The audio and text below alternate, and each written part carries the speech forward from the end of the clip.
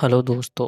तो क्या आप यह सोच सकते हैं कि जब आपको पता चले कि इस पूरी दुनिया में सिर्फ पुरुष के रूप में आप सिर्फ एक इकलौते इंसान रह गए हैं और आप अपनी सेक्स की इच्छा को पूरी करने के लिए किसी ऐसी लड़की से शादी कर लें जो आपको पसंद नहीं है।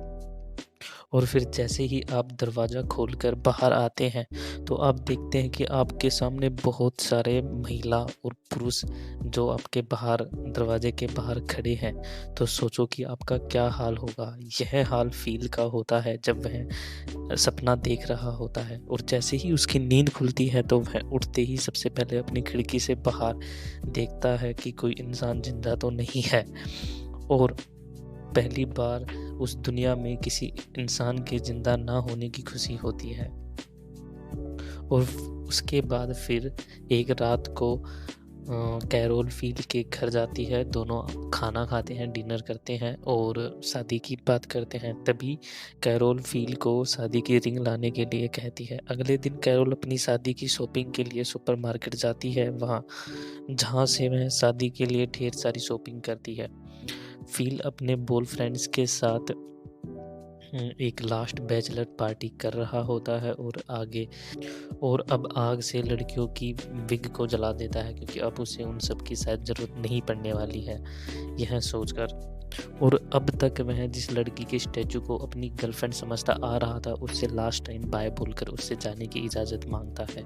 और फिर एक दिन वह शादी का दिन आ जाता है और उस दिन कैरोल अच्छे से तैयार होकर फ़ील के सामने आती है और वह शादी करने के लिए चर्च जाते हैं। वहाँ कैरोल ने पादरी की जगह एक टैप रिकॉर्डर की व्यवस्था की होती है जो वह शादी के टाइम प्ले करती है। और जब रिंग की बात आती है तो कैरोल को पता चलता है कि फ़ील रिंग नहीं लेकर आया है, वह भूल गया है। इस बात को लेकर कैरोल गुस्सा हो जाती है। कैरोल को गुस्सा आता है और उसे लगता है कि वह अकेली है जो इस शादी की कोशिश कर रही है और वह वहाँ से गुस्से में चली जाती है। फ़ील उससे बात करने के लिए घर जाता है तो वह दरवाज़ा नहीं खोलती है तो फ़ील गुस्से में आकर दरवाज़ा तोड़ देता है। जैसे ही फ़ील दरवाज़ा तोड़कर अंदर जाता है तो वह फ़ील देखता है कि कैरोल ने पूरे घर को अच्छे से सजाया हुआ होता है और वहाँ पे एक केक रखा है जिसे फ़ील टेस्ट करता है तो वह स्पाइसी होता है। देखकर फ़ील कैरोल को सॉरी बोलता है और कैरोल भी उसे माफ़ कर देती है और फिर दोनों एक ज्वेलरी शॉप पर जाते हैं और वहाँ कैरोल के लिए ढेर सारी रिंग खरीदते हैं और फाइनली शादी कर लेते हैं। और अब शादी के बाद जैसे ही ये लोग घर पे आते हैं तो कैरोल फ़ील को अपने बेडरूम में बुलाती है अपनी शादी की फर्स्ट नाइट को एंजॉय करने के लिए, जहाँ ये लोग मिलकर सेक्स करते हैं। लेकिन फ़ील को इस चीज़ में ज़्यादा एक्साइटेड नहीं होता है और उसकी वजह होती है कि कैरोल उसकी पसंद की लड़की नहीं है। और फिर जब नेक्स्ट डे दोनों उठते हैं तो दोनों मिलकर वे सब काम करते हैं जो फ़ील जब अकेला था तब किया करता था, जैसे गलियों में खेलना, तोड़-फोड़ करना, आग से खेलना, गाड़ियों को ब्लास्ट करना। ये सब काम दोनों मिलकर फिर वो करने लग जाते हैं।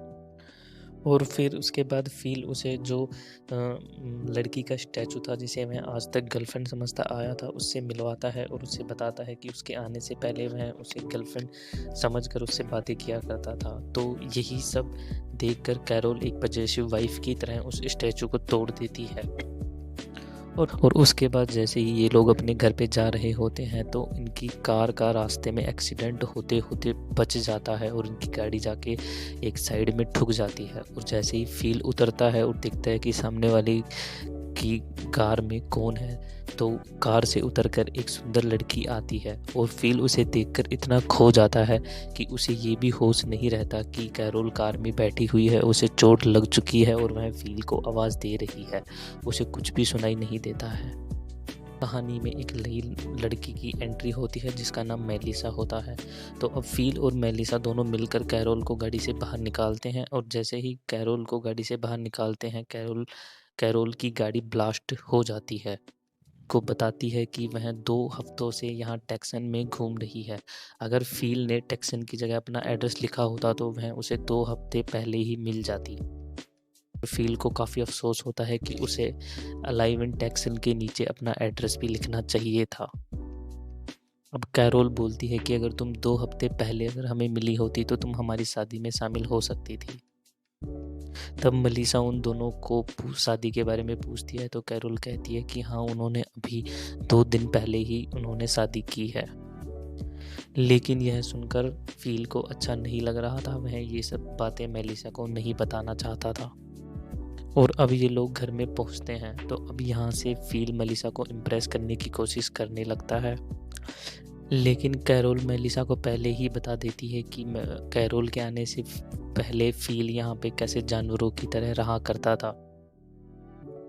अब जब मेलिसा आराम करने के लिए एक घर ढूंढ रही थी तो फ़ील पूरी कोशिश करता है कि मेलिसा उसी के घर में रुक जाए, लेकिन सब कुछ सुनने के बाद मेलिसा वहाँ नहीं रुकना चाहती है और वह साइड वाले घर में रुकने का फ़ैसला ले लेती है। तो अब फिर रात को फ़ील मेलिसा को डिनर के लिए इनवाइट करता है तो मेलिसा रात के डिनर के लिए फ़ील के घर पे आ जाती है। और जब कैरोल और मेलिसा जब दोनों आपस में बात कर रहे होते हैं तभी फ़ील की अचानक से एंट्री होती है। तब दोनों देखती हैं कि फ़ील ने अपनी बियर्ड्स कटवा ली थी और वह बिल्कुल बदल चुका था, उसकी लुक पूरी चेंज हो चुकी थी। यह देखकर कैरोल और मेलिसा दोनों शॉक हो जाती हैं और ये सब फ़ील मेलिसा को पटाने के लिए कर रहा होता है। लेकिन ये लुक फ़ील का मेलिसा और कैरोल में से दोनों में किसी को पसंद नहीं आता है। और जब ये लोग डिनर कर रहे होते हैं तो फ़ील मेलिसा की हर एक बात पर एग्री करता है, हर एक बात पे हाँ करता है, उसे खुद सा फ़ील कराने के लिए कि उन दोनों की सोच कितनी मिलती है। और जब मेलिसा अपने हस्बैंड के बारे में सबको बताती है कि कैसे उसके हस्बैंड ने उसे चीट किया, तो फ़ील उसकी बात को एग्री करता है और ऐसा दिखाता है कि ऐसे लोग उसे नहीं पसंद हैं। यह सब बात करके मेलिसा वहाँ से चली जाती है। उसके बाद कैरोल फ़ील से पॉपुलेशन बढ़ाने की मांग को लेकर बेडरूम में आने के लिए कहती है, लेकिन फ़ील अपनी तबीयत का बहाना करके मना कर देता है कि उसे आज कुछ ख़ास अच्छा नहीं लग रहा है। कैरोल फ़ील से पूछती है कि वह मेलिसा के लिए क्या कुछ फ़ीलिंग रखता है, तो फ़ील मना कर देता है कि नहीं, ऐसा कुछ नहीं है। और जब अगले दिन सुबह होती है तो फ़ील जल्दी उठकर एक्सरसाइज करने लगता है ताकि मेलिसा उसे देखे और उसे एक मस्कुलर इंसान समझे, लेकिन ऐसा कुछ नहीं होता है। तभी मेलिसा बाहर जाती है तो देखती है कि बाहर एक नई कार खड़ी होती है। तभी मेलिसा फ़ील से पूछती है तो फ़ील कहता है कि मैंने उस दिन तुम्हारी कार ठोक दी थी, इसलिए मैंने तुम्हारे लिए ये न्यू कार खरीदी है। यह बात जब कैरोल को पता चलती है तो कैरोल गुस्सा करती है। कैरोल बोलती है कि तुम्हारे पास मेलिसा के लिए नई गाड़ी खरीदने के लिए टाइम है, लेकिन इस दरवाजे को ठीक करने के लिए टाइम नहीं है। और उसके बाद जवाब देते हुए फ़ील कहता है कि वह उस दरवाजे को भी ठीक कर देगा। अब कैरोल मेलिसा को अपनी शादी की कुछ पिक्चर्स दिखाती है जो कि उसने खुद ड्रॉ करके बनाई थी। जब फ़ील दरवाजे को ठीक कर रहा होता है तो मेलिसा वहाँ आती है और वहाँ पे फ़ील और कैरोल को अपने घर बियर पीने के लिए इनवाइट करती है। लेकिन फ़ील ऐसे झूठ बोलता है कि कैरोल की तबीयत ठीक नहीं है, वह नहीं आ पाएगी, और खुद अकेले मेलिसा के घर पे बियर पीने के लिए चला जाता है। अब मेलिसा फ़ील से बोलती है कि वह उसके लिए गलत सोच रही थी, बट अब ऐसा नहीं है। और अब नशे में मेलिसा फ़ील से कहती है कि काश अगर वह शादीशुदा नहीं होता तो उन दोनों के बीच कुछ हो सकता था। और फिर उसके बाद वह कहती है कि उसे ऐसा नहीं कहना चाहिए था। और वह कहती है कि वह अब इस दुनिया में अकेला पुरुष बचा है, इसलिए उसने ऐसा कहा। यह सुनकर फ़ील अपनी शादी तोड़ने के लिए कैरोल के पास जाता है। लेकिन वह देखता है कि कैरोल फ़ील और उसके शादी की वेडिंग बोर्ड बना रही है जिसके ऊपर उन दोनों का नाम लिखा हुआ है, जिसे वह दरवाजे पर टांगने वाली थी। फ़ील यह देखकर कुछ नहीं कह पाता है और वह वहाँ से चला जाता है। तो दोस्तों, ये वेब सीरीज़ का पार्ट 2 था जो कि यहाँ ख़त्म हो जाता है।